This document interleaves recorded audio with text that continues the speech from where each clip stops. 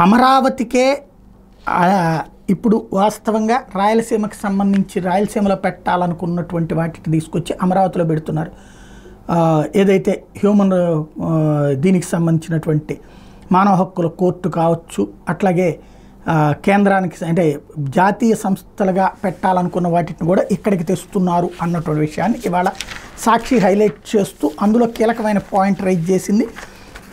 కర్నూలు నుంచి లోకాయుక్త అట్లాగే మానవ హక్కుల కమిషన్ ఈ రెండింటిని అమరావతికి తరలిస్తున్నారు. అట్లాగే ఏపీఆర్సీ వక్ఫ్ ట్రిబ్యునల్, సిబిఐ కోర్టు కూడా అమరావతికి తీసుకొచ్చేస్తున్నారు. తద్వారా శ్రీబాగ్ ఒడంబడిక తొంగలోకి తొక్కింది, సీమకు మరోసారి అన్యాయం అన్నట్టు. ఇక్కడ బేసిక్ పాయింట్ ఏంటంటే అక్కడ ఎవరు రెచ్చిపోవడానికి సిద్ధంగా లేరు.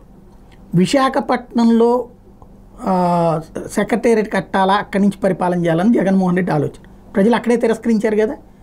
ఇంకా మరి అమరావతి రాజధాని అన్నటువంటి ప్రజలు అంగీకరించారు కదా.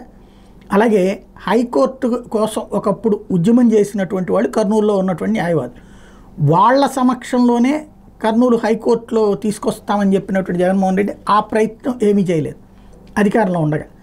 అదే సందర్భంలో ఓ తీర్మానం చేశారు. ఆ తీర్మానం కాస్త పక్కకు మళ్ళీ మధ్యలో ఆపుకోవాల్సి వచ్చింది. అది పక్కన పెడితే అదే సందర్భంలో ఇవన్నీ తీసుకెళ్ళి అక్కడ పెట్టారు. కానీ అక్కడ ఉన్నటువంటి న్యాయవాదులు ఎవరు అబ్జెక్ట్ చేయట్లేదు. ఇప్పుడు ఉద్యమం చేసిన వాళ్ళే, అంటే అక్కడ ఉన్నటువంటి వాళ్ళే ఇక్కడికి తరలించడానికి లేదా ఈవెన్ ఆ కర్నూలు జిల్లాలో ఒకప్పుడు 2014లో కానీ 2019లో కానీ వైఎస్ఆర్ కాంగ్రెస్ పార్టీని గెలిపించినటువంటి అదే జిల్లా, జగన్ ప్రతిపక్షంలో ఉన్నప్పుడు కూడా గెలిపించిన జిల్లానే ఈ దఫా చీపమ్మంది. కర్నూలు పూర్తిగా తెలుగుదేశం, జనసేన, బీజేపీ కూటమి వశమైంది.